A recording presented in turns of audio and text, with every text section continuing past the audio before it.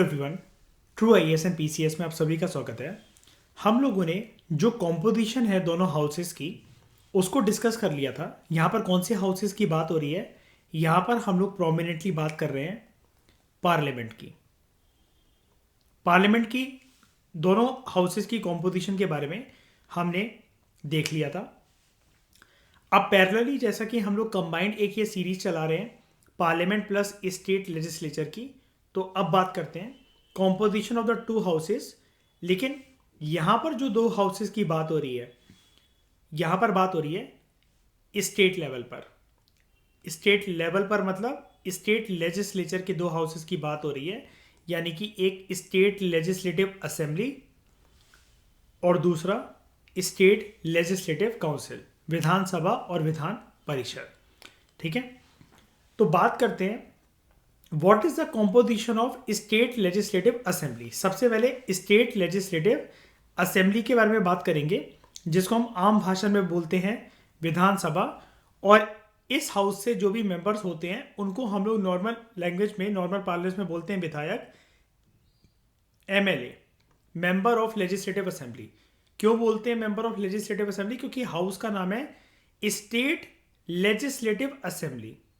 तो state legislative assembly का ये जो मेंबर है इसका नाम है member of legislative assembly. Similarly state legislative council का जो मेंबर होगा उसका नाम होगा स्टेट लेजिस्लेटिव काउंसिल का जो मेंबर होगा वो होगा एमएलसी। ओके, तो बात करते हैं सबसे पहले स्टेट लेजिस्लेटिव असेंबली में स्ट्रेंथ की।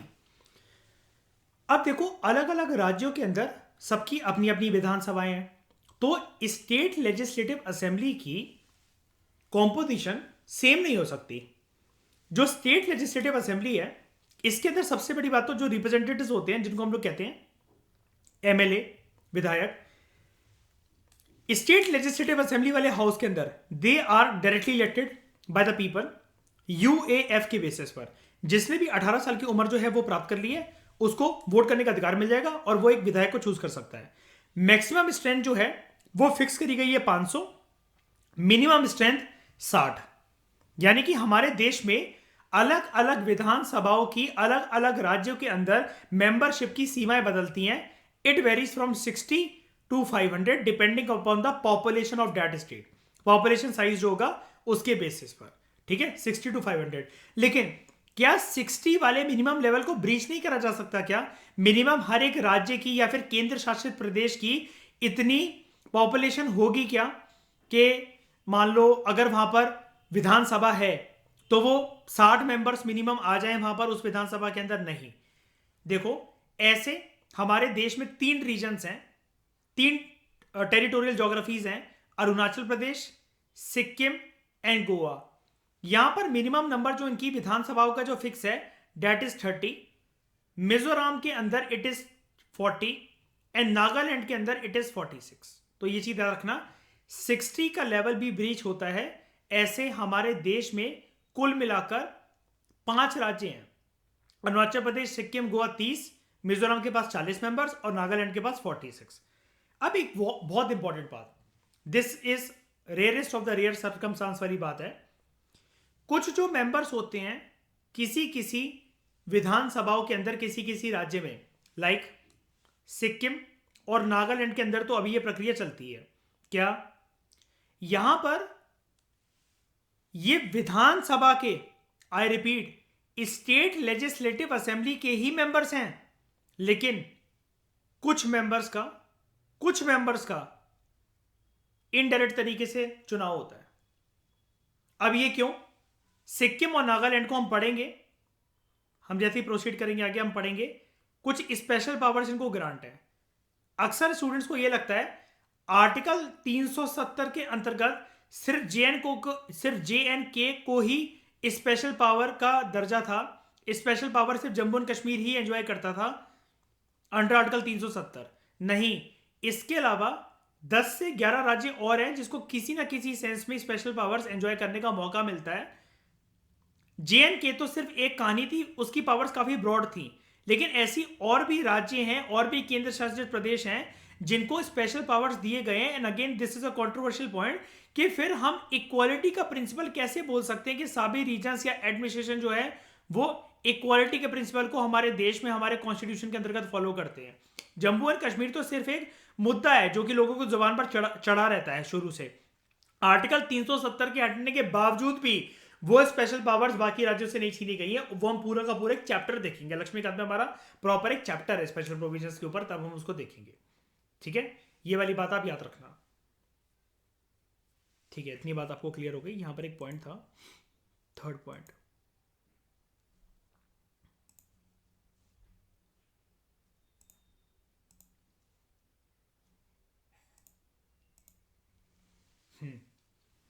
स्टेट लेजिस्लेटिव असेंबली विधानसभाओं के अंदर सीटें देखते हैं। सबसे ज्यादा ऑब्वियस की बात है, आपको कहां देखने को मिलेगी सबसे ज्यादा पॉपुलेशन किसकी? उत्तर प्रदेश की। 403 आपको यहां देखने को मिल रही। जैसा कि एनालिसिस हमने पार्लियामेंट वाले चैप्टर के अंदर करी थी, इस चैप्टर के अंदर हमने करी थी, सेम अब डिस्कशन हम यहां कंटिन्यू करेंगे। हाईएस्ट और लोएस्ट को देखेंगे। सबसे कम आपको कहां देखने को मिल रही है?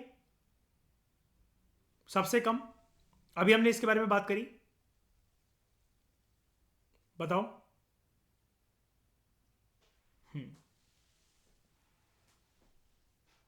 यस, लोएस्ट नंबर्स वाले देख लो, एक सिक्के में आपके सामने। बाकी मिजोरम,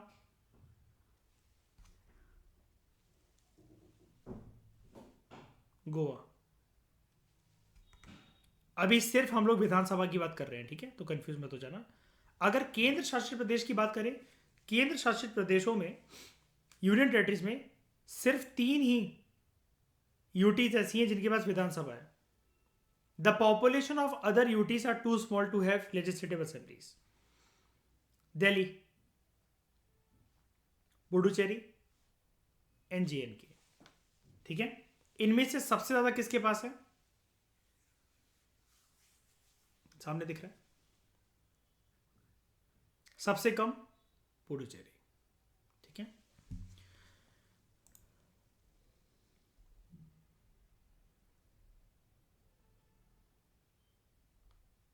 ठीक है, इसमें आपको कोई दिक्कत नहीं होनी चाहिए। डन। पॉइंट नंबर 19,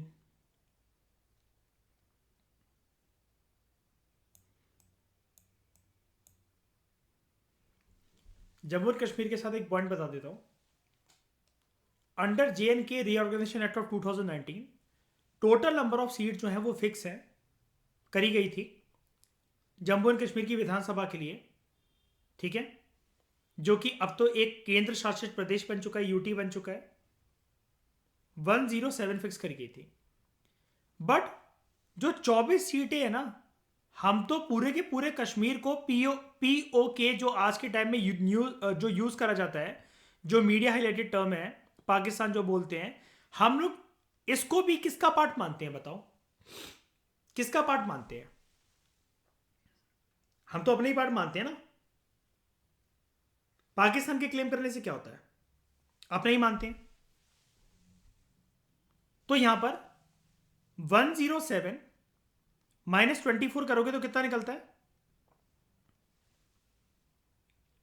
कितना निकलता है? 80, राइट? सही कि गलत? हाँ जी भाई, मैथ्स ऑप्शनल जैद अहमद। क्या क्या मैथ्स ऑनर्स कर रहे हो तुम? हैं, गोली मार लो अपने आपको आज रात को। अब देखो, इतनी सीट वहां वेकेंट है, मतलब ये क्या कहते हैं, इतनी सीट वहां पर जो 24 जो सीट्स हैं वो वेकेंट है, क्योंकि वो रीजन ऑब्वियस सी बात है अभी POK के पास फॉल करता है। प्रेजेंटली अगर प्रैक्टिकल ग्राउंड्स पे अगर हम लोग देखें, अब देखना हमने ऊपर क्या देखा,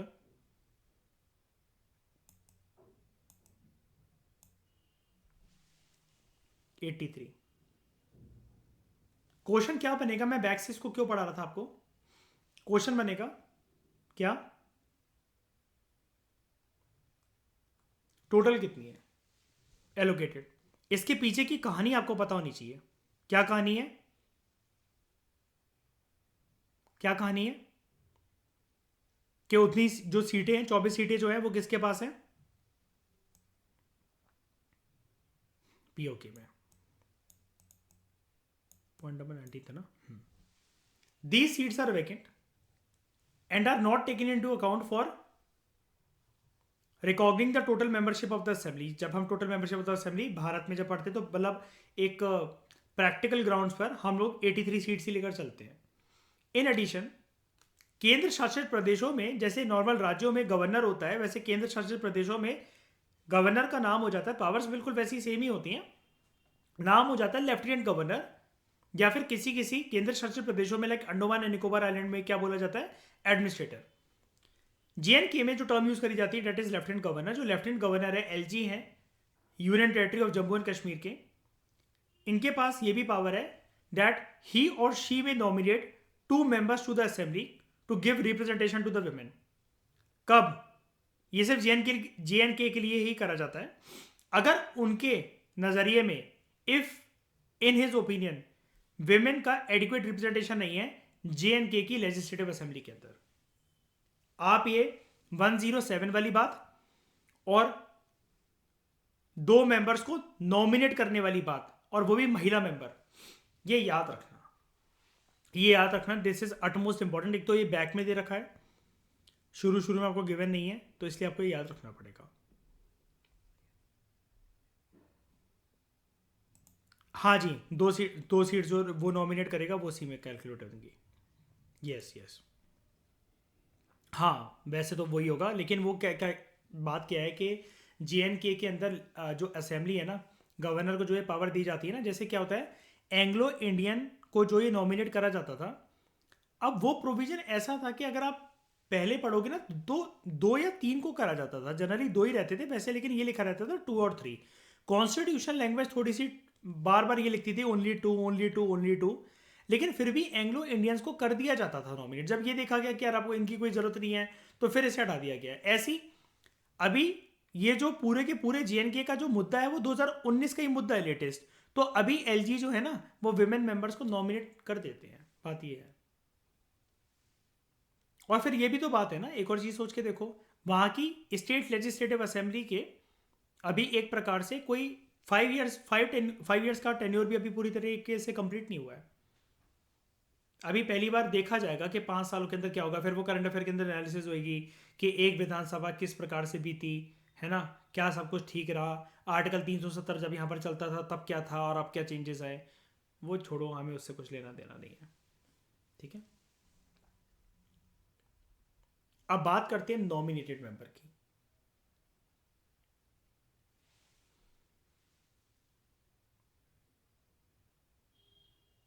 गवर्नर जो है, governor can nominate 1 member from the Anglo Indian community अगर वो कम्युनिटी एडिक्वेटली रिप्रेजेंटेड नहीं है किसी एक पर्टिकुलर असेंबली के अंदर। एंड अगेन यहाँ पर आपको एक डेफिनेशन दे रखी है, मैंने जैसा कि आपको पार्लियामेंट वाले चैप्टर के अंदर भी बताया था, फिर से यहाँ पर दे रखा है। ये स्टेट लेजिस्लेटिव असेंबली वाला, स्टेट लेजिस्लेचर वाला चैप्टर है। एंग्लो इंडियन एक ऐसा पर्सन होता है जिसके पिताजी या कोई भी फैमिली के अंदर मेल लाइन में जो वंश हो वो यूरोपियन डिसेंट का हो, यूरोप से उसकी जड़ हो, ठीक है, लेकिन वो इंडिया में रह रहा हो, वो डोमिसाइल्ड हो इस कदर कि या तो वो ऐसे किसी माँ बाप की औलाद हो जो कि भारत की टेरिटरी के अंदर बॉर्न हुए थे, चलो बॉर्न भी नहीं हुए थे लेकिन वो हैबिचुअली यहीं के रेसिडेंट हैं, यहाँ पर टेम्पररी पर्पज से ना रह रहे हो। ये वाली बात हमने देखी थी। क्या इस डेफिनेशन में किसी को कोई भी डाउट है या एंग्लो इंडियन को समझने में कोई दिक्कत आती है कि आपको?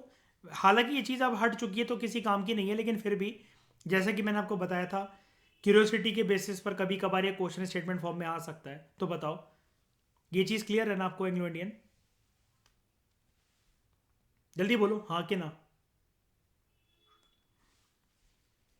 ओरिजिनली ये जो प्रोविजन थी, जैसा कि हमने पार्लियामेंट वाले चैप्टर के अंदर पढ़ा था, 10 साल तक ये ऑपरेट करनी थी, डेट इज अप टू 1960।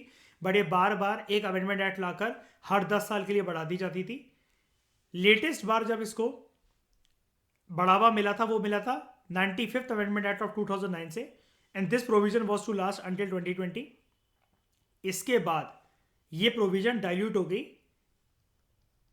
विधानसभा के लिए भी, मतलब नॉमिनेशन वाली, और पार्लियामेंट के लिए भी। मतलब ये एंग्लो इंडियन वाली प्रोविजन जो है वो पूरी तरीके से डाइल्यूट हो गई, ठीक है। किसी ने भी मुझे अभी तक उस अमेंडमेंट के बारे में नहीं बताया, ना टेक्स्ट भेजा मुझे अभी तक, किसी ने भी आप में से। मैंने ग्रुप पे बोला भी था कि उसको लिख कर भेजो, मुझे उसका टेक्स्ट जानना है, अमेंडमेंट जानना है। फिर बात करते हैं टेरिटोरियल कॉन्स्टिट्यूएंसीज की।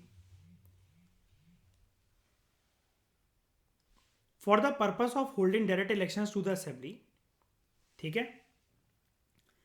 डायरेक्ट इलेक्शंस होल्ड करने के लिए टू द लेजिस्लेटिव असेंबली, हर एक जो स्टेट है उसको टेरिटोरियल कॉन्स्टिट्यूएंसीज के अंदर डिवाइड करा जाता है। यानी कि अगर कोई राज्य है, मतलब मान लो कि अगर हम किसी भी राज्य को देख लें,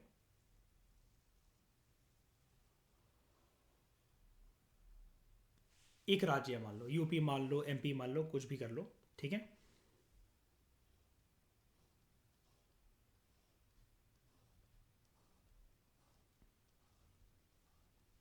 इसको क्या करा जाता है,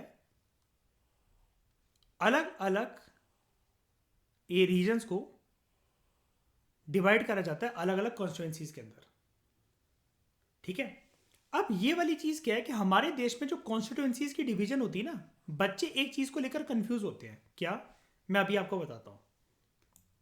देखो दोस्तों क्या होता है,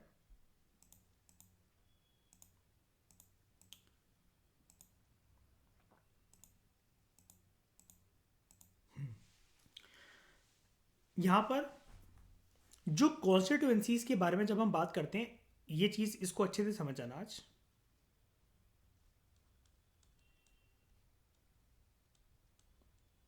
कॉन्स्टिट्यूएंसीज की डिवीजन ना दो फॉर्मेट के लिए होती है।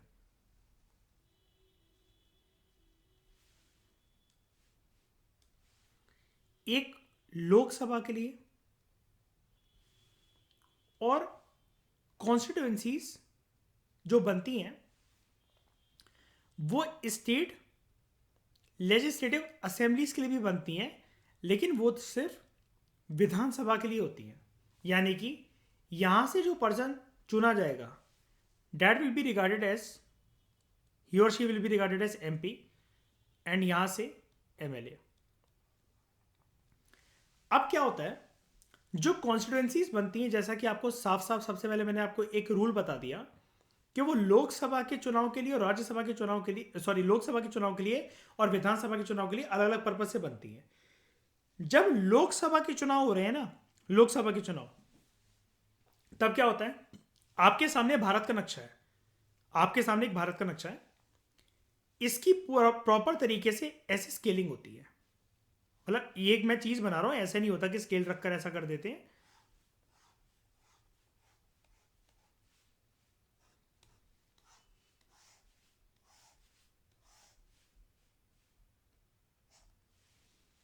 यहां पर मान लो ऐसा करते करते 543 रीजन्स में देश को बांट दिया।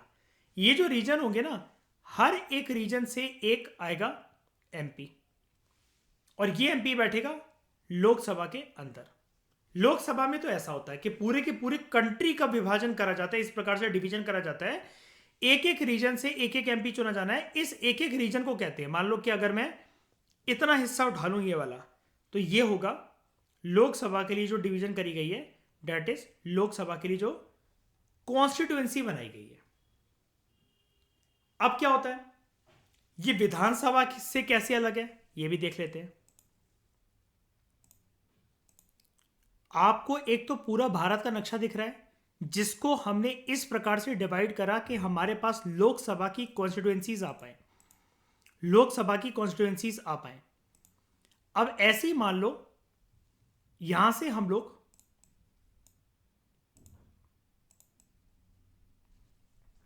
इसको हटाते हैं, इतने पार्ट में से एमपी के चुनाव आने वाले हैं, मान लो मध्य प्रदेश के इलेक्शंस आने वाले हैं। अब मध्य प्रदेश के जब इलेक्शंस आएंगे ना, तो पूरे देश का विभाजन नहीं होगा कॉन्स्टिट्यूएंसीज के अंदर। पूरे देश को क्यों बांटा जाएगा, चुनाव तो सिर्फ एमपी के अंदर, मध्य प्रदेश के अंदर हो रहे हैं, और किसके लिए हो रहे हैं, एमएलएस के लिए हो रहे हैं, सीएम के लिए हो रहे हैं, राज्य की सरकार बनेगी। तो यहां पर मान लो कि लोकसभा के जब चुनाव हुए थे ना, मान लो अगर लोकसभा के चुनाव हुए थे, एमपी में 50 से 60 सीटें थी, 50 to 60 सीट्स थी मान लो जब लोकसभा के चुनाव हुए थे। लेकिन अगर अब मध्य प्रदेश के विधानसभा के चुनाव हो रहे हैं तो ये मध्य प्रदेश की डिस्ट्रिक्ट्स हैं, इनको हो सकता है और माइक्रो लेवल में डिवाइड करा जाए। यानी कि लोकसभा के अंदर अगर यहां से 50 से 60 सीटें थी एग्जांपल के लिए मान लो, तो विधानसभा में हो सकता है यहां से ऐसे डिवीजन करे जाए विद इन मध्य प्रदेश कि 400 रीजन्स यहां से निकल कर आए और 400 जगह से एमपी के अंदर कॉन्स्टिट्यूएंसी हो। क्या ये वाली बात समझ में आई आपको कि लोकसभा और राज्यसभा के लिए स्केलिंग कैसे करी जाती है? बताओ। अब इसका हमें एक पैरामीटर तो पता है, क्या है वो पैरामीटर?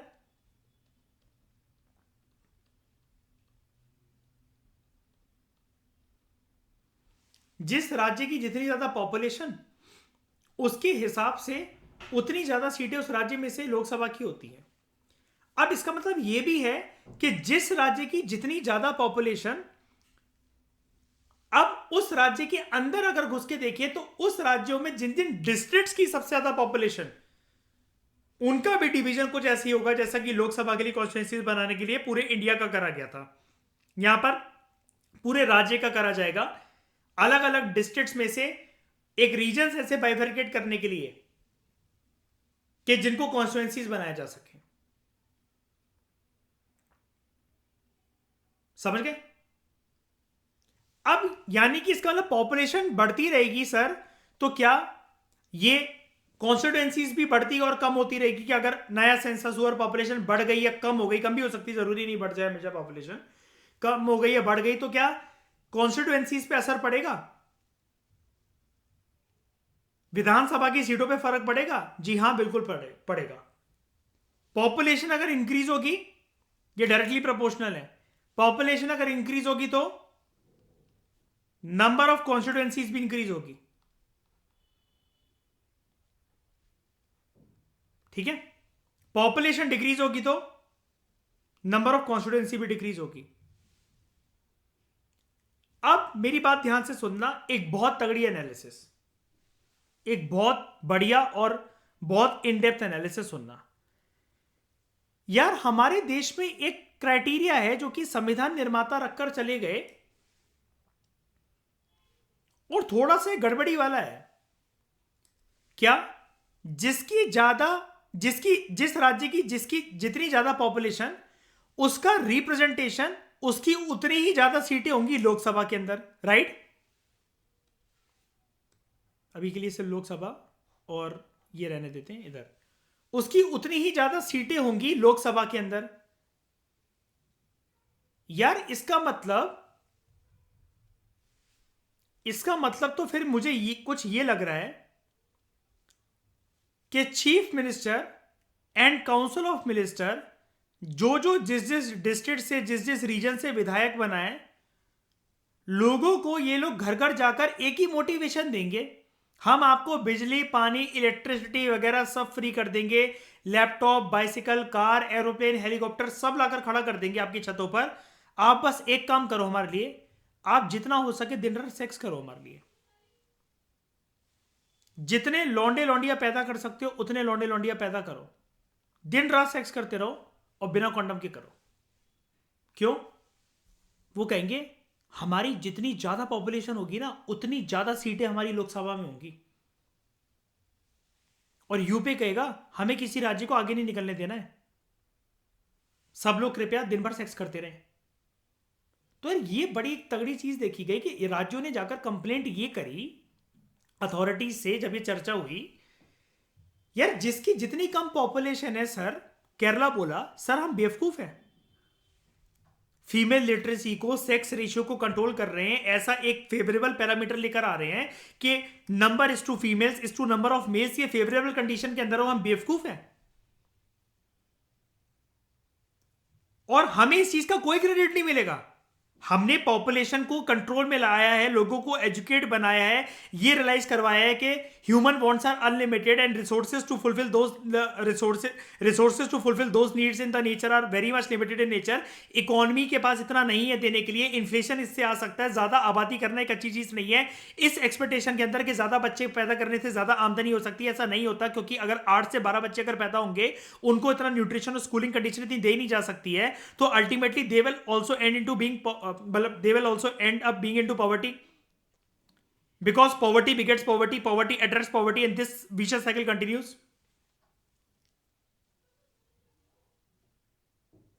तो केरला ने बोला हम भी ठीक है, फिर करवाते हैं सेक्स, इडली सांभर डोसा वड़ा खाओ और सेक्स करो। यूपी के लोग भी फुली उत्तेजित, राजश्री विमल खाकर गुटका मुंह में रखा हुआ है, लगे रहेंगे सेक्स करने में दिन भर। सनी लियोनी की कोई अहमियत ही नहीं रही, बेचारी इतनी ऐड कर रही है, कामा सूत्रा, मैन फोर्स, इतने बढ़िया बढ़िया फ्लेवर वो प्रेजेंट करती है सामने, कोई अहमियत ही नहीं रही बेचारी की। अब ये क्या भाई बकलोलीपन है। तो जो यार ये सोचने वाला मुद्दा तो था, जब ये मुद्दा सामने आया तो सोचने वाला मुद्दा तो था कि सर हर एक सेंसस जो होगा, सेंसस 2001 जो होगा, फिर 2011 जो होगा, 2021 जो होगा, 2031 जो होगा, 2041 जो होगा, 2051 जो होगा, इसमें तो यूपी की आबादी इतनी हो जाएगी कि पता चला सारी सीटें लोकसभा के अंदर यूपी की होगी। और मोटिवेशन एक है, और मोटिवेशन इतनी बढ़िया चीज है कि भाई पूछो मत, कल को भाई हर कोई यूपी का रेजिडेंट बनने के लिए तैयार है। यार ये राज्य बहुत बढ़िया, हेलीकॉप्टर भी मिलता है और सेक्स भी करने को मिलता है। इस राज्य को और इस राज्य के मंत्रियों को इतनी भूख है अपनी सीटें बढ़ाने की लोकसभा के अंदर, भाई कैसे भी करके बस इनको बस ये दिखाओ कि हमारे 12-12, 65-65, 40-40 बच्चे हैं, जितना मैंने सेक्स कर रखा उतना उतना मेरे को क्रेडिट। तो यार ये चीज ये देखा गया कि यार ये अच्छी चीज तो नहीं है, सेक्स करना नहीं, सेक्स करना तो अच्छी चीज है, लेकिन ये देखा गया यार ये आबादी बढ़ना उसकी वजह से अच्छी चीज नहीं। और बेचारी सनी लियोनी की मेहनत को क्यों बर्बाद करें यार, पागल थोड़ी ना है वो जो ऐड कर रही है हम सबके लिए, और कोई काम धंधा नहीं है क्या उसे, वो भी अपना क्वालिटी टाइम स्पेंड करे। अब इस तिगड़म को दूर तो करना था, बहुत बड़ा ये क्वेश्चन था, तो कैसे दूर हुआ चलो देखते हैं। वापस आते हैं लक्ष्मीकांत में, अभी बताता हूं इसके बारे में थोड़ी देर में। Territorial constituencies for the purpose of holding direct elections to the assembly, हर एक राज्य को टेरिटोरियल कॉन्स्टिट्यूएंसीज के अंदर डिवाइड करा के the demarcation of these constituencies is done in such a manner, किस वे में करा गया कॉन्स्टिट्यूएंसीज को डिवाइड, क्योंकि अब ये देखना पड़ेगा ना, जैसे मतलब मान लो कहां की इमेज, ये देखना पड़ेगा कि अगर मैं यूपी में इतने डिवीजन कर रहा हूं कि यूपी की इतनी सारी सीटें हैं लोकसभा के अंदर, तो फिर मैं गोवा की इतनी डिवीजन क्यों नहीं कर रहा हूं कि गोवा की इतनी सीटें क्यों नहीं है, वेस्ट बंगाल की इतनी सीटें क्यों नहीं है, त्रिपुरा की इतनी सीटें क्यों नहीं है, क्योंकि यहां पर क्राइटेरिया जो देखा गया वो ये देखा गया, द डिमार्केशन मतलब बाउंड्री जो खींची गई इन कॉन्स्टिट्यूएंसीज की, वो इस प्रकार से खींची गई कि जो रेशियो निकल कर आए between the population of each constituency और जितनी उसको सीट्स एलोकेटेड है वो पूरे राज्य के अंदर सेम रहे। यानी कि हम लोग अभी स्टेट लेजिस्लेचर पढ़ रहे हैं, तो कंफ्यूज मत करना इसको पार्लियामेंट से, पार्लियामेंट के अंदर भी ये सारी चीजें आएंगी, तब हम अलग से उसको देखेंगे। सेम पैराग्राफ वहां पर भी आपको देखने को मिलेंगे पार्लियामेंट वाले चैप्टर के अंदर, फर्दर टेक्स्ट के अंदर जब फर्दर चीजें आगे बढ़ेंगी। राज्यों के अंदर जैसे अभी हमने मान लो कि अभी हम अपना एग्जाम्पल ले लेते हैं, एमपी के अंदर अभी हमने जो डिवीजन करा, एमपी के अंदर कॉन्स्टिट्यूएंसीज बनाने के लिए, कॉन्स्टिट्यूएंसीज क्यों बना रहे थे, स्टेट लेजिस्लेटिव असेंबली के इलेक्शंस करवाने के लिए, यानी कि विधानसभा के इलेक्शंस करवाने के लिए पर्सन जो जहां से चुना जाना था उसको हम लोग बोल रहे थे एमएलए। इसी एमएलए में से एक पर्सन बनेगा सीएम, चीफ मिनिस्टर। तो हर एक कॉन्स्टिट्यूएंसी को, मतलब एमपी के अंदर जितनी भी कॉन्स्टिट्यूएंसीज हैं, जितने भी रीजन्स को हमने कॉन्स्टिट्यूएंसी बनाया, तो अगर मान लो ग्वालियर को मैंने इतना बनाया और भोपाल को मैंने इतना बनाया, इंदौर को मैंने इतना एरिया दिया, और जबलपुर को मैंने इतना एरिया दिया। ये डिमार्केशन इस वे में करा जाएगा that the ratio between the population of each constituency and the number of seats allotted to it is the same throughout the state। पूरे स्टेट में ये चीज सेम हो। कल को ये ना बोले भोपाल कि ग्वालियर के पास ज्यादा मतलब ज्यादा रीजन है, कॉन्स्टिट्यूएंसी का ज्यादा हिस्सा बड़ा है, इंदौर का उससे भी बड़ा है, जबलपुर का हमसे कम है, और हमारे पास इंदौर से कम है। इन अदर वर्ड्स, अभी बताता हूं इस चीज का मतलब क्या, आपको ये थोड़ा सा तिकड़म लगा होगा, अभी बताता हूं। दूसरे शब्दों में अगर हम लोग बोले, द कॉन्स्टिट्यूशन इंश्योर्स दैट के यूनिफॉर्मिटी रहे रिप्रेजेंटेशन की between different constituencies in the state. Uniformity कैसे, ये करा कैसे जाएगा, ये वाली प्रक्रिया होगी कैसे? सिंपल सी बात है, ऐसा बोल दिया जाएगा। एक बात बता रहा हूं बस मैं आपको कि मध्य प्रदेश के जिन जिन एरियाज के अंदर 50-50 हजार की आबादी जहां जहां कंप्लीट होती रहे, वहां एक ऐसा गोला मार दो और उसको डिक्लेयर कर दो एक कॉन्स्टिट्यूएंसी।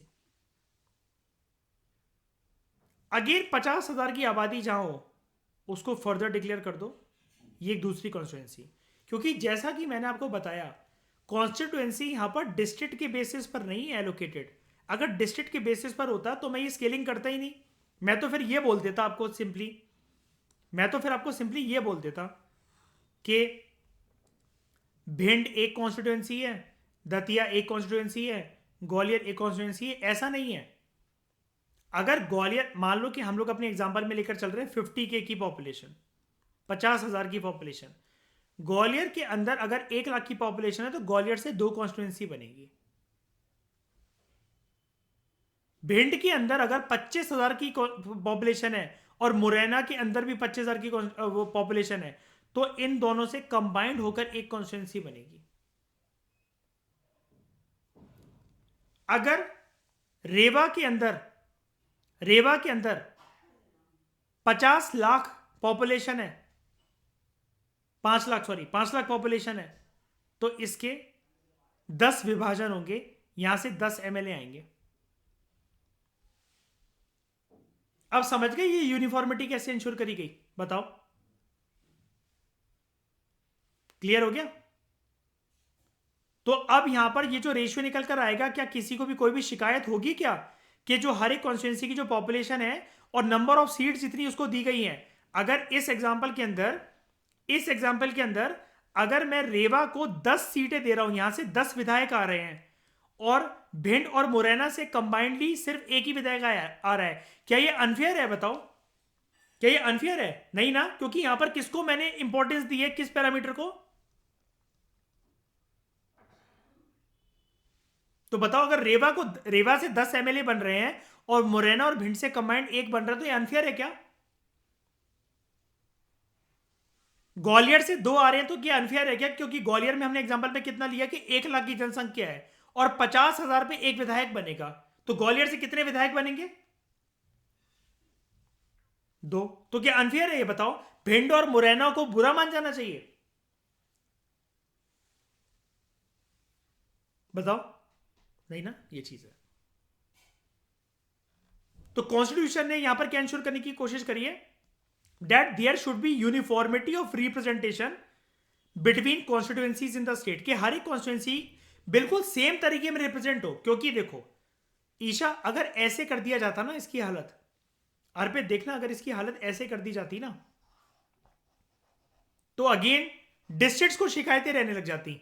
जैसे लोकसभा के चुनाव जब होते तो गोवा को शिकायतें रहती है, केरला को रहती है कि यूपी की इतनी सारी सीटें क्यों हैं, तो फिर इसको शिकायत रहने लग जाती है अगर एरिया के बेसिस पर करते। क्यों? यहां पर देखो, एरिया दिखाता हूं मैं आपको। दतिया इतना बड़ा, लेकिन बैतूल इतना बड़ा, बुरहानपुर इतना बड़ा, लेकिन वहीं पर छतरपुर इतना बड़ा। तो क्या इनको, अगर हम इनके एरिया वाइज देखते, सिर्फ ये डिस्ट्रिक्ट के एरिया वाइज देखते, क्या ये फेयर रिप्रेजेंटेशन होता? बताओ। यहां पर हम डिस्ट्रिक्ट्स की टेरिटरी को नहीं देखते हैं, डिस्ट्रिक्ट्स की टेरिटरी को नहीं देखते हैं कि उनका बॉर्डर क्या है। हम लोग यहां पर किसको देखते हैं? पॉपुलेशन को। और यही प्रक्रिया, बिल्कुल यही प्रक्रिया आप अप्लाई कर दो लोकसभा के इलेक्शंस के अंदर। मान लो लोकसभा के अंदर यह बोला गया है 5 लाख पॉपुलेशन पर एक एमपी बनेगा। अब मान लेते हैं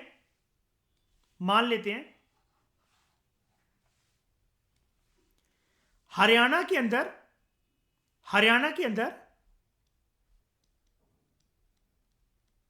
50 लाख की आबादी है, तो कितने बनेंगे वहां से एमपी? कितने बनेंगे? 5 लाख पे एक बनना है, तो 50 लाख पे, यहां पर 50 लाख आबादी है, तो कितने बनेंगे? 20 बनेंगे। दिमाग ठीक है? दिमाग ठीक है ईशा?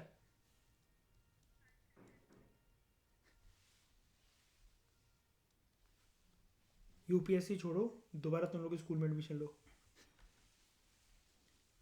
और मान लो यूपी के अंदर, उत्तर प्रदेश के अंदर इतना बड़ा आपको हिस्सा दिख रहा है, यहां पर 15 लाख की आबादी है, तो यहां से कितने एमपी बनेंगे?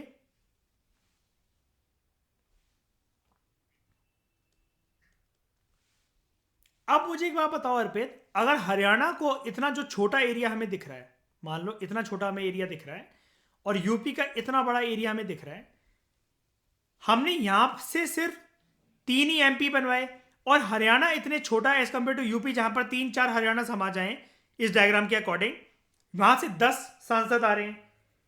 क्या ये अनफेयर है?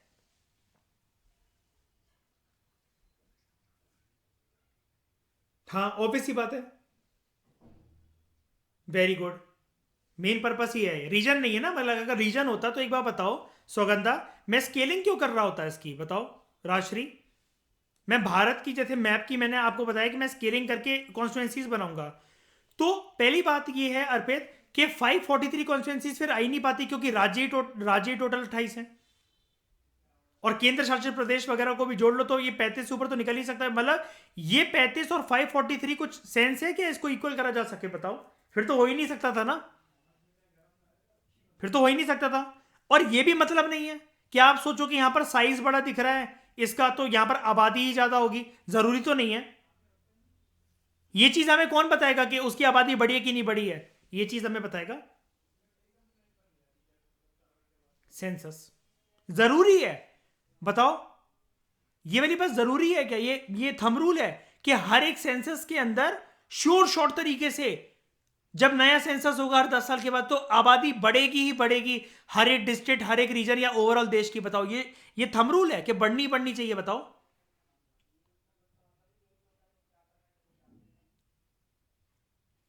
2020 में क्या हुआ बहुत सारी कंट्रीज में? कोविड। अगर आज वहां पर सेंसस करवा दिया जाए फ्रांस वगैरह में कंडक्ट, तो हो सकता है ना कि आबादी जितनी बढ़नी चाहिए तो उतनी ना बढ़े, बल्कि हो सकता है गिरते हुए भी दिखे। मानते हो कि नहीं? कुछ कुछ कंट्रीज के साथ ऐसा पॉसिबल है कि नहीं है? बिहार में फेमीन आया था कुछ साल पहले, अगर तब हम जैसे सेंसस करवाए, may not got do so, मान लो पूरे इंडिया में अगर ऐसा फेमीन आ जाए, तो नए सेंसस के अंदर आबादी बढ़ती हुई दिखेगी हमें। ये चीज है। लेकिन अभी तक हमारा वो डाउट रिजॉल्व नहीं हुआ। कौन सा डाउट? एक डाउट हमारे रिजॉल्व नहीं हुआ कि यार अगर सेंसस के बेसिस पर ही कॉन्स्टिट्यूएंसी डिसाइड होंगी, तो यार फिर जिसके पास सबसे ज्यादा पॉपुलेशन है वो तो फिर उछलते उछलते फिरेंगे कि यार चलो सेक्स करो, आबादी बढ़ाओ। वो डाउट अभी भी जानना हमें बाकी है। यहां पर पॉपुलेशन का मतलब क्या है? द एक्सप्रेशन पॉपुलेशन मींस जो पॉपुलेशन देखी गई है लास्ट सेंसस के अंदर, लास्ट प्रीसीडिंग सेंसस, प्रीसीडिंग मतलब जो जस्ट अभी सेंसस हुआ है हमारे देश में। जस्ट सेंसस, रीसेंट सेंसस कौन सा है? 2011 का, जिसके रेलिवेंट फिगर्स पब्लिश हो चुकी हो। यार इसका मतलब फिर क्या है कि जैसे ही नया सेंसस आएगा, अगर यही वाली बात है, अगर कॉन्स्टिट्यूएंसीज ऐसी ही बननी है, तो ये वाले पैराग्राफ ने तो बहुत सर दर्द कर दिया फिर तो। क्योंकि किसका सर दर्द? केरला जैसे राज्यों का। पढ़े लिखे जैसे राज्यों का जिन्होंने सेक्स रेशियो को कंट्रोल करा, male is to female population को बहुत अच्छे से मैनेज करके रखा, लोगों को एजुकेशन दी और उसके बाद ये चीज रियलाइज करवाई कि हम तो हमारे दो के प्रिंसिपल को फॉलो करो। यानी कि अगर नया सेंसस अगर कभी आ जाए इसके सामने, तो केरला तो फिर अपने आप को बेवकूफ मानेगा कि मेरी मेहनत करने का तो कोई फायदा ही नहीं हुआ। यूपी में इंसान, यूपी जैसे राज्यों में इंसान आराम से गुटखा खा रहा है और बच्चे पैदा कर रहा है। हमारी सरकारों ने इतना इतना ज्यादा दिमाग, लोगों में जागरूकता, ये सब क्यों फैलाई? तो क्या सेंसस से ही अगर ये सब होना है? क्या बार बार सीटें बढ़ेंगी क्या? इसको देखते हैं कि इसकी तिकड़म को कैसे सॉल्व करा जाए कि केरला को नाराज नहीं करना है और यूपी को मोटिवेट नहीं करना है बच्चे पैदा करने के लिए। Readjustment after each census. अगर इस प्रिंसिपल को, ये जो मैं पढ़ाने जा रहा हूं, अगर सिर्फ इस हेडिंग को अगर हम लोग फॉलो कर रहे होते ना, अगर सिर्फ इस हेडिंग को अगर हम लोग फॉलो कर रहे होते ना, मैं जैसा कि आपको बोल रहा हूं ना, तो आपको मजाक में वो चीज लग रहा होगा, लेकिन सच में हर एक राज्य का एक ही नारा होता कि जनता सुनो, हम आपके लिए सब कुछ करने को तैयार हैं, बस आप हमारे लिए एक ही काम करो, आप सिर्फ सेक्स करो। नेक्स्ट सेंसस में हमारी आबादी सबसे टॉप पे दिखनी चाहिए, ताकि हमारे राज्य से सबसे ज्यादा सीटें हो लोकसभा के अंदर आने वाले सालों के अंदर, क्योंकि वो लौंडे 18-18 साल के वो बनेंगे और आबादी के बेसिस पर, मतलब जैसे पूरा जनगणना या जो भी कुछ होगा, हमेशा हमारा राज्य जो है, अभी लोकसभा के अंदर 40 सीटें हैं, तो अगले 10 साल के अंदर इतना सेट कर डालना है कि 400 सीटें हो जाए, 4000 सीटें हो जाए, पूरा पार्लियामेंट खाली हो जाए, सिर्फ हमारा राज्य दिखे वहां पर। ये चीज बहुत ज्यादा फनी भी थी और सरदर्द वाली चीज भी थी अगर इस हेडिंग को मान लिया जाता तो, readjustment after E census. And being a PSI और ऑप्शनल स्टूडेंट, इंटरव्यू में ऐसे मुद्दों के ऊपर आपको घसीटा जा सकता है जिसमें you need a proper administrator वाली नॉलेज। क्या आप प्रॉपर आर्ग्यूमेंट्स पेश करो वहां पर, ये नहीं सर अकॉर्डिंग टू मी, मुझे ऐसा लगता है, ऐसा होता होगा। वो ये जानेंगे ये कितना बेवकूफ है, कितनी वाहियात औरत या कितना वाहियात इंसान हमारे सामने बैठा हुआ है कि बीइंग अ पीएसआई ऑप्शनल, वो अभी भी ये बोल रहा है कि हमारे अकॉर्डिंग मुझे ऐसा लगता है, ऐसा होता होगा, पॉलिटी में होता होगा और मुझे ऐसा लगता है काम नहीं करता। पॉलिटी के क्वेश्चंस में चीजें होती हैं ऐसी, वो आपको पता होनी चाहिए क्या है। After each census readjustment is to be made in the, किसके अंदर, total number of seats in the assembly of each state. हर एक स्टेट की जो विधानसभा होगी उसके अंदर नंबर ऑफ सीट्स चेंज होगी, total number of seats in the assembly of each state. ये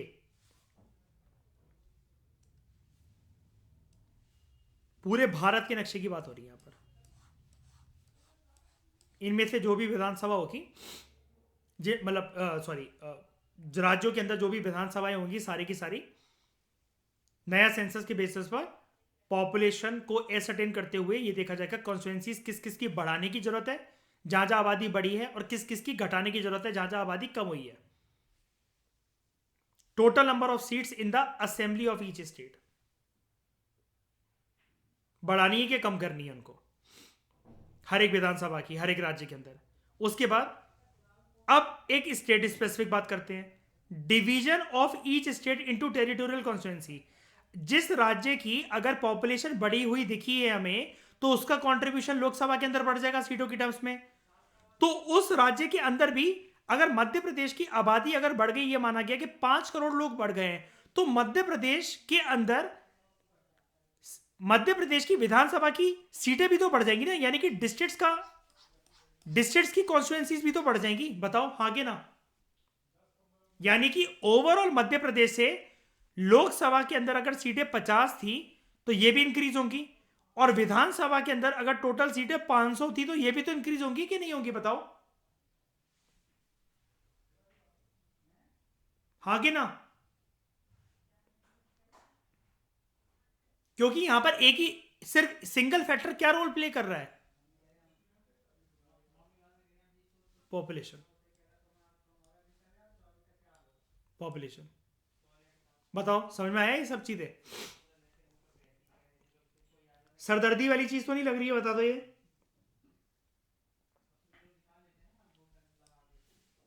पक्का? कुछ भी समझना है फिर से मैं बता सकता हूं, बताओ। अब ये चीज ना वैसे तो हम पार्लियामेंट में पढ़ेंगे, मैं आपको बार बार बोल रहा हूं, अभी तो हम सिर्फ ये देख रहे थे कि कॉम्पोजिशन क्या है दोनों हाउसेस की, उसने ये वाली बात यहीं पर कर ली है। पार्लियामेंट के चैप्टर के अंदर आपको और अच्छे से समझ में आएगा, लेकिन चीज़ें बिल्कुल सेम है जैसा कि मैंने आपको बताया था, हम पहले डिस्कशन करेंगे। इसलिए मैंने आपको पार्लियामेंट की तिकड़म सारी यहीं समझा दी, ताकि वहां पर मैं ये कह सकूं कि मैं ये आपको इंडिया के एग्जाम्पल से और मध्य प्रदेश के एग्जाम्पल से समझा चुका हूं। The parliament is empower to determine the authority. ये चीज करेगा कौन? ये चीज पार्लियामेंट करेगा। ये पावर पार्लियामेंट को दी जा चुकी है। क्या दे रखी है संविधान निर्माताओं ने? क्या पार्लियामेंट डिटरमाइन करेगा कि ये जो अलग अलग विधानसभाओं की सीटें जो बढ़ानी है हमें, ये, और हर एक स्टेट की कितनी सीट होंगी लोकसभा के अंदर, हर एक विधानसभा के अंदर प्रीवियस विधानसभा के कंपैरिजन में सीट बढ़नी है कि गिरनी है, number of seats from states in Lok Sabha ये बढ़नी है कि गिरनी है, इसको डिटरमाइन कौन करेगा? There should be some authority ना। पीएम करेगा, गवर्नर करेगा, प्रेसिडेंट करेगा, इलेक्शन कमीशन करेगा, सुप्रीम कोर्ट करेगा, हाई कोर्ट करेगा, कौन करेगा? ये अथॉरिटी का जो निर्णय है ये पार्लियामेंट का है। Again I am telling you, लोग इस लाइन को बहुत कैजुअल ले जाते हैं। कल को ये क्वेश्चन आपको यूपीएससी में आ सकता है। आई एम टेलिंग यू, ये क्वेश्चन आपको यूपीएससी में आ सकता है कि हर एक सेंसस के बाद जो विधानसभा, स्टेट लेजिस्लेटिव असेंबली और पार्लियामेंट की सीटें जो छेड़ी जाती हैं, ऊपर नीचे करी जाती हैं, इसको डिटरमाइन करने के लिए जो अथॉरिटी है, उस अथॉरिटी का चुनाव करता कौन है? मतलब उस अथॉरिटी को डिटरमाइन करता कौन है? ये उस अथॉरिटी को पावर कौन देता है? पार्लियामेंट। पार्लियामेंट को किसने पावर दे रखी है? कॉन्स्टिट्यूशन में। ये पार्लियामेंट डिटरमाइन करता है कि ऐसी कौन अथॉरिटी है जो कि सामने आकर इस चीज को डिक्लेयर करेगी। और पार्लियामेंट ये भी डिसाइड करेगा कि मैनर क्या होना चाहिए, what should be the manner, कैसे, मतलब पॉपुलेशन बढ़ती हुई दिख गई, अब कैसे करना है ये सब कुछ। एमपी की सीटें, मुझे ये बताना है कि पॉपुलेशन इसकी बढ़ती हुई दिखी, मुझे इसकी आबादी बढ़ती हुई दिखी। एमपी की आबादी 5 करोड़ बढ़ गई जब सेंसस आया 2011 एज कंपेयर टू 2023 का सेंसस, बढ़ती हुई दिख गई। 2023 इससे बोल रहा हूँ, 21 का सेंसस था, लेकिन मैं जैसा कि आपको हर बार बताता रहा हूँ, डिले हो गया है। And this new census will be the first digital census of India. ये बढ़ गई है आबादी, ठीक है। यानी कि अब मुझे पता है कि अगर एमपी की आबादी बढ़ी है तो एमपी की कंट्रीब्यूशन लोकसभा के अंदर और एमपी का कंट्रीब्यूशन खुद की विधानसभा के अंदर, इन दोनों के अंदर सीटों के अंदर मुझे इजाफा देखने को मिलेगा, सीटें बढ़ी हुई देखने को मिलेंगी। लेकिन ये करना कैसे है, कैसे करना है, इसका मैनर भी डिटरमाइन पार्लियामेंट ही करता है। पार्लियामेंट एक अथॉरिटी को चूज करता है और वही अथॉरिटी जो है इट प्रिस्क्राइब्स द मैनर, या पार्लियामेंट खुद भी कर सकता है वाला काम। अकॉर्डिंगली पार्लियामेंट एक कमीशन करता है, कमीशन का एक गठन करता है। जैसा कि मैं आपको बोल रहा था कि करेगा कौन? प्रेसिडेंट करेगा, प्रधानमंत्री करेगा, मंत्रिमंडल करेगा, सुप्रीम कोर्ट करेगा, हाई कोर्ट करेगा, गवर्नर करेगा, लेफ्टिनेंट गवर्नर करेगा, सीएम करेगा, कौन करेगा ये वाला काम? तो ये इनमें से कोई नहीं करेगा। इसके लिए जो नाम होता है उस बॉडी का, वो होता है डेलिमिटेशन कमीशन। Delimitation commission. अब मुझे क्या बताओ, बार बार रोज रोज तो सेंसस आते नहीं है और रोज रोज कॉन्स्टिट्यूएंसीज तो बदलती नहीं है, तो डेलिमिटेशन कमीशन को आज तक हमारे देश में सिर्फ 1952, 1962, 1972 और इसके बाद डायरेक्टली 2002 में इस्टेब्लिश करा गया था इस पर्पस के लिए। अब क्या है, ये वाली लाइन ना लोग पार्लियामेंट के चैप्टर में भी बिल्कुल सेम डिट्टो लाइन आपको देखने को मिलेगी। ये वाली लाइन ना लोग कैजुअली ले लेते हैं कि हम पढ़ गए, लक्ष्मीकांत की टेस्ट सीरीज दिया है, विजन के मॉक टेस्ट सॉल्व कर लिए। अगर मैं ये पूछ लूँ तो, मैं एग्जामिनर अगर होता ना, तो मैं ये पूछता, क्या डेलिमिटेशन कमीशन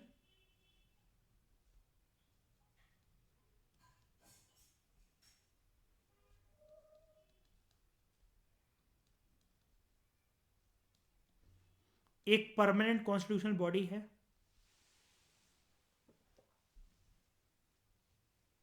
बताओ। नहीं। इतना एक्सट्रीमली इंपॉर्टेंट फैक्ट बता रहा हूं ना मैं आपको, आप इसको लिख लेना अपनी बुक के अंदर, इसको तो टैटू बनवा लो अपनी बॉडी के ऊपर। ये इतना इंपॉर्टेंट फैक्ट है, क्योंकि लक्ष्मीकांत में तो गिवन ही नहीं है ना। कहां दिख रहा है लक्ष्मीकांत में आपको? या आप पूरी लक्ष्मीकांत चार्ट लो, या बॉडी नहीं दिखेगा आपको परमानेंट कॉन्स्टिट्यूशनल बॉडी लिख लो, वो तो यही पूछेगा क्या डेलिमिटेशन कमीशन के बारे में प्रॉपर एक कोई चैप्टर है हमारे कॉन्स्टिट्यूशन के अंदर? Is it a permanent body? नहीं, परमानेंट बॉडी नहीं है। क्यों? परिस्थितियों के हिसाब से गठन हो रहा है इसका। सवाल ही उठता है, ये डेलिमिटेशन कमीशन का गठन करता कौन है? कौन होती है अथॉरिटी? कौन होती है? पार्लियामेंट।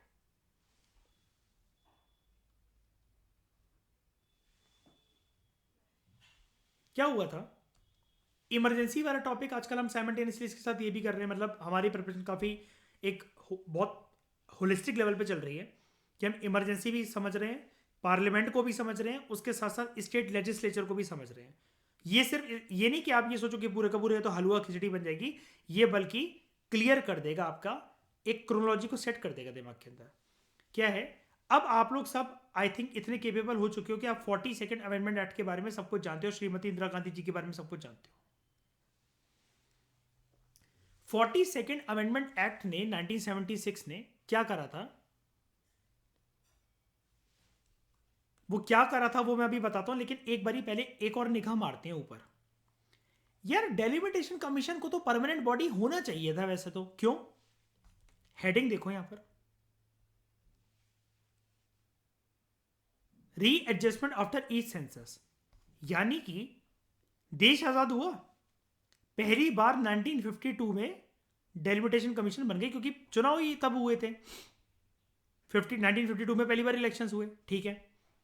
नया सेंसस आया 62 में, इलेक्शंस मतलब क्या कहते हैं, फिर इलेक्शंस हुए 5 साल बाद, फिर सेंसस आया, उसके जब सेंसस रिलीज करा हो गया फिर उस साल इलेक्शंस उसके आसपास कहीं हुए होंगे उसी डिकेड के अंदर। यानी कि जब जब सेंसस आ रहा है, चुनाव चाहे भले ही आगे पीछे हो जाए, एक डिकेड में 2 बार चुनाव होंगे, अभी इलेक्शंस को छोड़ो, हर एक सेंसस के बाद अगर रीएडजस्टमेंट होना है तो डेलिमिटेशन कमीशन को तो परमानेंट बॉडी होना चाहिए था ना। जब ये बोल ही रखा है यहां पर हेडिंग के अंदर, रीएडजस्टमेंट आफ्टर ईच सेंसस, तो 62, 72, 82 में भी होना चाहिए था, 92 में भी होना चाहिए था, 2002 में हुआ, 2012 में होना चाहिए था, 2022 में होना चाहिए था, 32 में होगा, 42 में होगा, ये तो परमानेंट बॉडी होनी चाहिए थी। अगर हर एक सेंसस के आंकड़े रिलीज होने के बाद अगर सच में विधानसभा और उस राज्य की कितनी सीटें लोकसभा के अंदर है, अगर इसको कम ऊपर नीचे करना है, और जो कि संविधान ने भी साफ तरीके से बोल दिया that after each census there should be readjustment, तो फिर इसको सिर्फ 4 ही बार गठन क्यों करा गया? इसका क्या हुआ?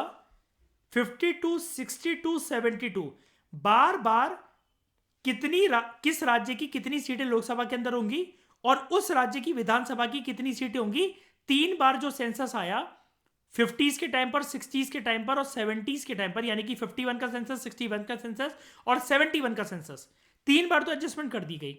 अब क्या हुआ, 70s के डिकेड में श्रीमती इंदिरा गांधी जी बन जाती है प्राइम मिनिस्टर, और इनके सामने ही वो आवाज आती है, जैसा कि मैंने आपको बताया, केरल जैसे राज्य ने इनसे बोला हम बेवकूफ है क्या? हम बेवकूफ है कि जो हम पॉपुलेशन कंट्रोल मेजर्स अपना रहे हैं और यूपी जैसे जो राज्य हैं गवारपन में बच्चे पैदा करे चले जा रहे हैं, इकोनॉमी के पास इतने रिसोर्सेज नहीं हैं, हम इन्फ्लेशन, डिफ्लेशन, ये पैरामीटर, वो इंडेक्स, हर चीज का ख्याल रख रहे हैं और लोगों को जागरूक बना रहे हैं कि हम दो हमारे दो के प्रिंसिपल को फॉलो करो, हमें हमारी तो कोई सीटें नहीं होती लोकसभा के अंदर। यूपी गवार स्टेट और उसकी इतनी ज्यादा सीटें हैं, ना उसने कोई बर्थ कंट्रोल मेजर्स अडॉप्ट करे ना कुछ करे, हमें कोई रिवॉर्ड नहीं मिलेगा, हम छोड़ दें इस चीज को, फिर करना क्या? अब ये चीज जब सेंट्रल लेवल पर सरकार को रियलाइज हुई तो 42nd अमेंडमेंट एक्ट ऑफ 1976 में, अब ये वाली बात पता है क्या है, ये वाली बात आपको जो 19 पॉइंट्स लिखे रहते हैं ना एंड में इसको मिनी कॉन्स्टिट्यूशन के, वहां से भी हो सकता है आपको डायरेक्ट ये वाली बात पता ना चले। क्योंकि मुझे एक बात बताओ, मैं आप सबको जो ये लॉजिकल आर्गुमेंट पेश कर रहा हूं, क्या ये सच में लॉजिकल है कि नहीं है? बताओ। स्टेट अगर ऐसा होता तो शाइनी बताओ मोटिवेटेड होते कि नहीं होते कि सिर्फ बच्चा पैदा कर करके अपने कंट्रीब्यूशन बढ़ाएं लोकसभा के अंदर? बताओ। क्योंकि जितनी ज्यादा आबादी उसका उतना ज्यादा कंट्रीब्यूशन लोकसभा के अंदर, उतनी ज्यादा सीटें मिलेंगी। बताओ। तो अर्पित, केरल जैसे कोई अच्छे राज्य होते क्या फिर हमारे पास?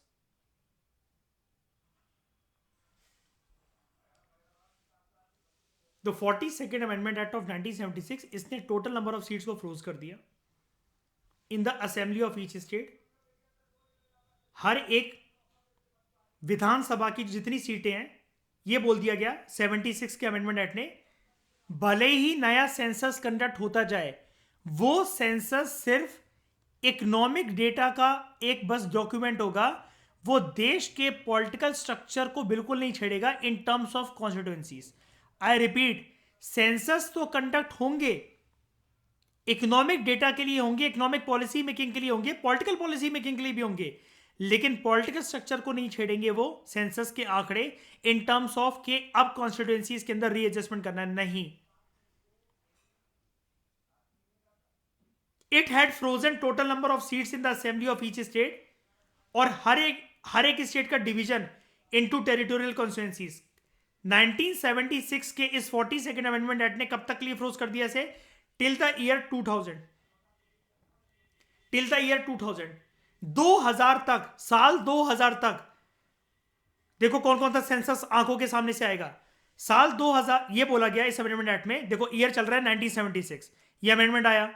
इस अमेंडमेंट एक्ट में ये बोला गया साल 1971 का जो सेंसस है ना, उसी के पॉपुलेशन बेसिस पर हर एक राज्यों की कितनी सीटें होंगी लोकसभा के अंदर, और उस राज्य के पास विधानसभा की कितनी सीटें होंगी, इस पे एक सीलिंग लगा दी जाए, ताला मार दिया जाए। हालांकि सेंसस कंडक्ट होंगे 71 के बाद, 81 का सेंसस कंडक्ट होगा, 91 का सेंसस भी कंडक्ट होगा, लेकिन ये दोनों सेंसस के आंकड़े किसी भी प्रकार से कॉन्स्टिट्यूएंसीज की सीटों को नहीं छेड़ेंगे, ऊपर नीचे नहीं करेंगे। कब तक नहीं करेंगे? साल 2000 तक। यानी कि जब साल 2001 का सेंसस आएगा तब देखेंगे अगर कुछ करना होगा तो। अब साल 2000 आ जाता है, उस साल सरकार कोई और होती है, लेकिन सेम इसी मकसद के साथ कि केरला जैसे राज्य पागल नहीं है, पॉपुलेशन लिमिटिंग मेजर्स यूपी जैसे राज्य को भी अपनानी चाहिए। तो उस साल आ गया 84th अमेंडमेंट एक्ट ऑफ 2001, और इसने बोल दिया, श्रीमती इंदिरा गांधी जी ने 1971 पे फ्रोज करा था ना इस लेवल को, इसने यहां पर बोला गया कि अब हम इसे 26 साल के लिए और 25 साल के लिए और वो कर रहे हैं extend up to the year 2026, up to the year 2026। 1971 का ये लेवल यूज होगा 2026 तक। ये जो 84th अमेंडमेंट एक्ट था 2001 का, it also empowered the government. क्या आप ये देख लो जरा कि क्या थोड़ी बहुत रीएडजस्टमेंट या रैशनलाइजेशन करनी है, थोड़ा बहुत रैशनल बनाना है प्रोसीजर को टेरिटोरियल कॉन्स्टिट्यूएंसीज का स्टेट के अंदर। ध्यान से सुनना, लोकसभा की सीटों को नहीं छेड़ा जाएगा, अपने अपने विधानसभा के अंदर थोड़ी थोड़ी अगर रीएडजस्टमेंट करनी है तो क्या कहते हैं, गवर्नमेंट को ये पावर दी गई कि आप ना सिर्फ टेरिटोरियल कॉन्स्टिट्यूएंसीज जो स्टेट के अंदर हैं उनको छेड़ सकते हो, और इसके लिए हम सेंसस 1971 नहीं, थोड़ा सा आपको लेवरेज दे दे रहे हैं। आप 1991 का सेंसस यूज कर लो, थोड़ा सा लेटेस्ट। बाद में क्या हुआ, 87th अमेंडमेंट एक्ट चला आता है 2 साल बाद, 2003। It provided for the delimitation of constituencies, यानी कॉन्स्टिट्यूएंसीज की बाउंड्री खींचना on the basis of 2001 census. पहले कितना बोला गया था? 1971 पे फ्रोज करा गया था, फिर 1991 के लिए अलाउ कर दिया गया, लेकिन किसके लिए? स्टेट लेजिस्लेटिव असेंबलीज के टेरिटोरियल कॉन्स्टिट्यूएंसीज के लिए। लेकिन वो लोकसभा में कैसे भी करके सीटों को प्रभावित नहीं करेगा कि मतलब अब सीटें बढ़ जाएंगी, नहीं, सीटें कुछ नहीं बढ़ने वाली। बाद में 87th अमेंडमेंट एक्ट जो आता है 2003 का, it provided for the delimitation of constituencies के कॉन्स्टिट्यूएंसीज की दायरे सीमा खींची जाएंगी 2001 के सेंसस के बेसिस पर, 1991 के सेंसस के बेसिस पर नहीं। लेकिन however this can be done without altering the total number of seats in the assembly of each state। हर एक राज्य में जो विधानसभा है उसकी सीटों को ना छेड़ा जाए, उसकी सीटों को ना छेड़ा जाए। तो आप कहोगे फिर क्या फायदा से ये करने का? तो ये बोला गया, आप ना जो टेरिटोरियल कॉन्स्टिट्यूएंसीज है उनके रीजन को डिमार्केट कर लो। यानी कि अगर ये अभी तक भोपाल था अगर, और ये ग्वालियर था, ऐसा, तो तो भोपाल और ग्वालियर अब हो सकता है कि ऐसे हो जाए, अब ऐसे हो जाए, लेकिन इनकी शेप जैसे मर्जी चेंज हो गई हो टेरिटोरियल कॉन्स्टिट्यूंसीज को रीएडजस्ट करके, फिर भी टोटल मध्य प्रदेश की कितनी सीटें होंगी विधानसभा विधानसभा में, और मध्य प्रदेश की कितनी सीटें लोकसभा में कितनी होंगी, इसको हाथ तक नहीं लगाया जाएगा, सीटों को छेड़ा भी नहीं जाएगा। तुम कॉन्स्टिट्यूंसीज को रीएडजस्ट कर लो, मतलब देखो यहां पर लिखा भी हुआ है, मैं ग्रीन कलर से हाईलाइट कर दे रहा हूं, टेरिटोरियल कॉन्स्टिट्यूंसीज को रीएडजस्ट कर लो कोई बात नहीं, लेकिन without altering the total number of seats in the assembly of each state. विधानसभाओं की सीटों को नहीं छेड़ना है, और उस राज्य की कितनी सीटें होंगी लोकसभा के अंदर, इसके नंबर चेंज नहीं होंगे। कर लो लेटेस्ट सेंसस यूज, कोई बात नहीं। 1971 का लेवल भी तोड़ दिया हमने तुम्हारे लिए, 1991 ला दिया था, 1991 भी बख्श दिया, लो चलो लेट थोड़ा सा 2011 ही तो सेंसस चल रहा है लेटेस्ट अभी देश में, चलो इससे प्रीवियस वाला सेंसस यूज कर लो 2001 का, लेकिन बेटा सीटें नहीं बढ़ेंगी। तुम सोच रहे हो कि सीटें बढ़ जाएंगी, सीटें उतनी ही रहेंगी।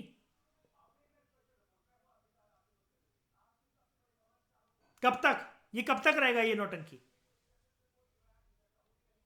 2026 तक। ये बोल दिया गया, मतलब 84th अमेंडमेंट एक्ट की मर्यादा का ख्याल रखा गया 87th अमेंडमेंट एक्ट आने के बावजूद भी, क्योंकि 87 में ये बोला गया हम सेंसस दो जो है, हम जो सेंसस है उसको हम 1991 के लेवल पे अलाउड ना करके 2001 के लेवल पे अलाउड कर रहे हैं, कोई बात नहीं, लेकिन सीटें मत छेड़ना लोकसभा के अंदर और विधानसभाओं के अंदर। ये तो फिर वही वाली बात हो गई, फिर से दोबारा केरला और ये जो सदर्न स्टेट्स हैं, इन्होंने इतने प्रयास करे हैं पॉपुलेशन को कंट्रोल करने के लिए, तो फिर से आ पड़ेंगे सामने कि हम क्या बेवकूफ हैं? बताओ, थोड़ा सा टेक्निकल था ये टॉपिक, लेकिन एक बार आप फिर से सुनोगे ना, इसको आपको सुनना पड़ेगा 2 से 3 बार, लेकिन आपको समझ में आ जाएगा। और अगर समझ में नहीं भी आए तो कोई टेंशन नहीं है, हम पार्लियामेंट के अंदर फिर से ये सब चीज़ें करेंगे, ये दोबारा आती हैं। यहाँ पर देखो, system of election to the Lok Sabha के अंदर हम देखेंगे readjustment after each census, ditto same बातें हैं, देखो डिट्टो सेम बातें, आप चाहे यहाँ से कर लो, देख लो सारी चीज़ें, आप चाहे यहाँ से कर लो, ये देखो जो मैंने समझाया आपको, ये रीएडजस्टमेंट आफ्टर ईच सेंसस, देख लो पूरा का पूरा टॉपिक, लो एक एक वर्ड टू वर्ड, कॉमा से कॉमा मिला लो। 87 2001 का सेंसस अलाउ कर दिया गया, 1991 सेंसस नहीं, लेकिन ये बोला गया however this can be done without altering the total number of seats allocated to each state in the Lok Sabha. अब आप कहोगे कि आपने लोकसभा का यहाँ पर क्यों बोला, इसको कंबाइन करके बोला कि लोकसभा की सीटें भी नहीं छड़ी जाएंगी, और यहाँ पर क्या बोला गया, without altering the total number of seats in the assembly of each state, यानी कि विधानसभा की सीटें भी नहीं छड़ी जाएंगी और लोकसभा की सीटें भी नहीं छड़ी जाएंगी। हालांकि वो हम देखेंगे बाद में पार्लियामेंट वाले चैप्टर के अंदर। बताओ समझ में आया? रिजर्वेशन ऑफ सीट्स फॉर एससीज and STs, reservation of seats for एससीज एंड एसटीज, ये हम उसके लिए पढ़ रहे हैं, स्टेट लेजिस्लेचर के लिए पढ़ रहे हैं। The constitution provided for the reservation of seats for scheduled caste and scheduled tribe in the assembly of each state on the basis of the population ratio. Originally ये जो रिजर्वेशन था ये 10 साल के लिए ऑपरेट होना था अप टू 1960, लेकिन ये ड्यूरेशन कॉन्टिन्यूसली बढ़ती रही 10 ईयर्स सिंस ईच टाइम। अब 95th अमेंडमेंट एक्ट से इसको, जो 2009 में आया था, ये रिजर्वेशन 2020 तक रहनी थी। अब एंग्लो इंडियन वाली भी यही रहनी थी 2020 तक, लेकिन यहां पर क्या हुआ, एससी एसटीज के लिए रिजर्वेशन को बढ़ा दिया गया, रिजर्वेशन ऑफ सीट्स को बढ़ा दिया गया, लेकिन जब ये 2020 में जब ये नया अमेंडमेंट एक्ट आया ना, उसने एंग्लो इंडियन का दायरे को खत्म कर दिया। वो अमेंडमेंट एक्ट आज मुझे बता देना शांति से सब लोग इस लेक्चर के बाद, लिखकर प्रॉपर टेक्स्ट कि क्या था उसका टेक्स्ट, वरना फाउंडेशन कोर्स से पॉलिटी गायब हो जाएगी। खुद कर लेना लक्ष्मीकांत।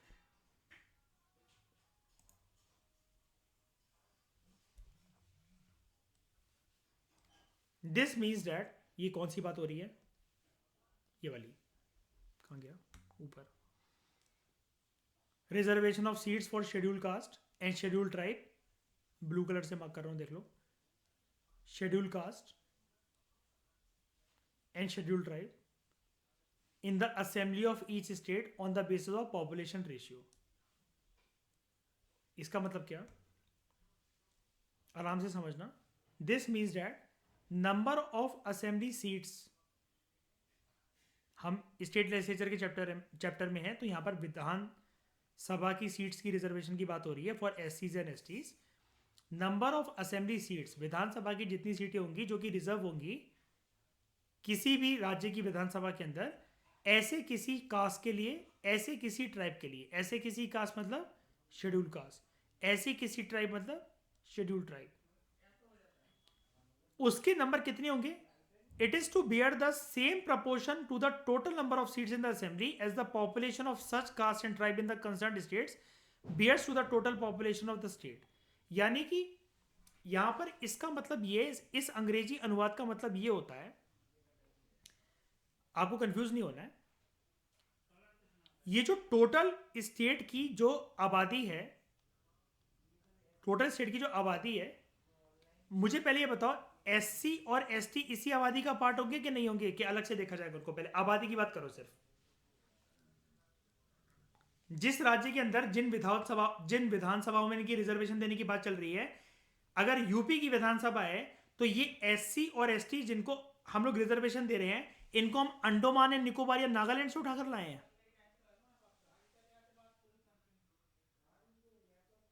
नहीं ना? तो इसका मतलब ये है कि इनकी पॉपुलेशन जितनी होगी ना, ये विधानसभा में टोटल एमएलए हैं सारे के सारे, मान लो इनकी पॉपुलेशन जितनी होगी ना, उसके हिसाब से इनको सीटें देंगी कि दिए जाएंगी कि इनके खिलाफ डिसमिशन ना हो और इनकी एडिक्वेट रिप्रेजेंटेशन हो पॉलिसी मेकिंग में, विधानसभाओं में और पार्लियामेंट में भी ऐसे ही करा जाता है। आप एक चीज तो मानोगे ना कि इनकी आबादी एज कंपेयर टू नॉर्मल जनसंख्या कमी होगी, जनरल कैटेगरी कमी होगी।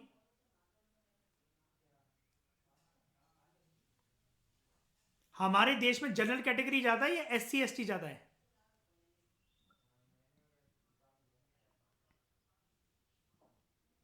और एक राज्य में अगर, क्या हम ये बोल सकते हैं कि सारे राज्यों में सीमा है क्या? नंबर ऑफ एससी एसटी एक ही जैसे मिलेंगे क्या? एक ही आबादी के मिलेंगे क्या? अगर ट्राइबल पॉपुलेशन ओडिशा में ज्यादा है तो गोवा, मिजोरम, दिल्ली, हरियाणा इधर भी इतनी मिलेगी क्या? बताओ इसमें। नहीं, लेकिन जिस राज्य के अंदर जितनी इनकी आबादी है